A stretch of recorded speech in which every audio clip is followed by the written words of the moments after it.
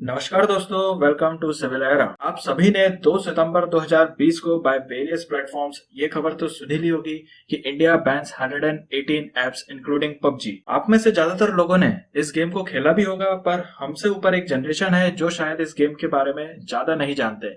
उनके लिए ये जानना काफी है कि पबजी एक चाइनीज वॉर गेम है जिसकी लोकप्रियता थ्रू आउट द वर्ल्ड है और ये बिलियंस ऑफ डॉलर का मार्केट करती है and it benefits to the economy of China. तो यहाँ पे एक सवाल ये उठता है कि आज के तारीख में हम चाइनीज प्रोडक्ट को बैन करके, चाइना के एप्स का बाइकआउट करके हम चाइना को कितना लॉस पहुंचा रहे हैं। आज के समय में इंडिया और चाइना दोनों ही न्यूक्लियर वेपन कंट्रीज हैं। हम चाइना पर डिजिटली स्ट्राइक करके उसको कितना बैकफुट पे धकेल रहे हैं और ये सिचुएशंस क्रिएट कहां से हुई है। तो आइए समझते हैं, डिस्कस करते हैं मेरे साथ only on in the world of civil era.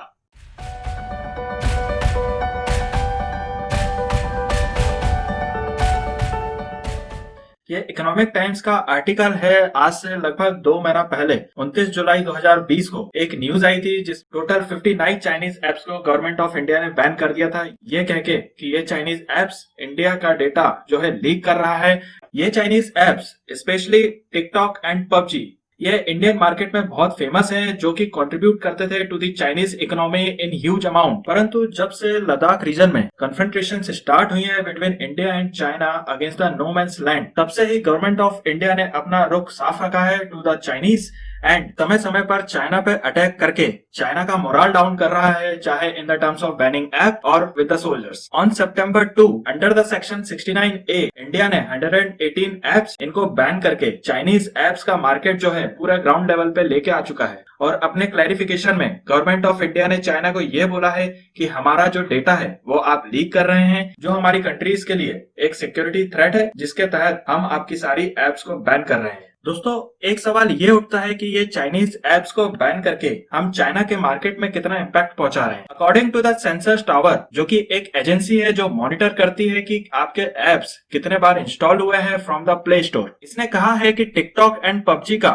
World wide market का 30% मार्केट तो इंडिया से ही है, जो लगभग 110 बिलियन डॉलर की इकोनॉमी जनरेट करता है टू द चाइना। कई लोगों के मन में ये सवाल भी उठ रहा होगा कि हम उनके प्रोडक्ट्स और एप्स को बैन करके उनसे कैसे बदला ले रहे हैं। तो इसको सीधा सीधा समझते हैं कि अगर हम एक प्रोडक्ट खरीदते हैं जिसकी डायरेक्ट रेवेन्यू जनरेट होती है टू द चाइना, वो चाइना इन्वेस्ट करता है in the form of weapons and artilleries, और वो वेपन्स एंड टेक्नोलॉजीज की कीमत कहीं ना कहीं हमारे इंडियन सोल्जर्स को at the time of war चुकानी पड़ सकती है। आज के समय में चाइना विश्व का सबसे बड़ा मैन्युफैक्चरिंग हब है। न केवल इंडिया परंतु पूरा वर्ल्ड चाइनीज प्रोडक्ट से घिरा हुआ है। ऐसे में अगर हम चाइनीज प्रोडक्ट्स को बैन कर देते हैं तो हमारी रिक्वायरमेंट्स कैसे फुलफिल होंगी। एक बिजनेस लाइंस के आर्टिकल ने लिखा है, made in India apps set to take advantage of a ban on Chinese apps. यानी कि अगर हम चाइना के एप्स को बैन करते हैं तो there is a huge market for made in India apps, जो कि रेवेन्यू जनरेट करेगा एंड कंट्रीब्यूट करेगा to the Indian economy. For example, TikTok app develop किया था जैंग यिमिंग ने, जिन्होंने ये कहा था, this app is created for unstable and jobless people and he laughed and said he never thought India has the excess number of this kinds. यानी उन्होंने Indian audience का मजाक उड़ाते हुए ये कहा था कि इंडिया में जॉबलेस पीपल ज्यादा है जो कि टिकटॉक यूज करते हैं और पूरा रेवेन्यू जनरेट होके जाता है टू द टिकटॉक, जो कि है Chinese app and it contribute to the economy of China. दोस्तों, गवर्नमेंट ऑफ इंडिया के चाइनीज एप्स बैन करने के बाद एक ऐप आया चिंगारी, जो कि डेवलप किया है सुमित घोष ने, और उन्होंने ये कहा है कि TikTok has been spying since the years, और अगर आप चिंगारी को यूज करते हैं तो ये 100% जेन्युइन है, मेड इन इंडिया। इसको यूज करिए एंड कंट्रीब्यूट करिए टू द इंडियन इकोनॉमी। ऐसा नहीं है कि हम चाइनीज एप्स के बिना रह नहीं सकते या हमारे पास अल्टरनेटिव्स नहीं है, परंतु हमारे पास लैक ऑफ अपॉर्चुनिटी है, जो कि अब प्रोवाइड करी है गवर्नमेंट ऑफ इंडिया ने bye banning the Chinese apps under the section 69A। दोस्तों, ये समझते हैं कि ये digital war against China start क्यों हुई है। तो लद्दाख रीजन में नो मैंस लैंड को लेकर एक पहले से ही विवाद रहा है between India and Chinese government. Before the conflicts between India and China, Indian government and Chinese government दोनों सोल्जर्स के पास इतनी आजादी थी कि वो विदाउट आर्म्स पेट्रोलिंग कर सकते हैं अप टू द फिंगर 8। परंतु रिसेंटली चाइनीज गवर्नमेंट ने अपने सोल्जर्स डिप्लॉय कर दिए और ये कहा है कि up to the finger 4 the lands belongs to the government of China. इसको काउंटर अटैक करते हुए इंडियन सोल्जर्स ने चाइनीज सोल्जर्स को पीछे धकेला है और फिंगर 4 और 5 जो कि टॉप मोस्ट पॉइंट है, इसको कवर करने के लिए इंडियन सोल्जर्स ने अपनी जान लगा दी है। And according to the recent news, Indian soldiers कामयाब हुए हैं टू कैप्चर द फिंगर 4। दोस्तों, आज के समय में जब both the countries have nuclear weapon, ये चाइना भी जानता है कि war is not the solution. मतलब वॉर करने की स्थिति में चाइना की इकोनॉमी और बढ़ जाएगी and due to the current situation of कोविड-19 पैंडेमिक, चाइना भी बैकफुट पे आ जाएगा और मे बी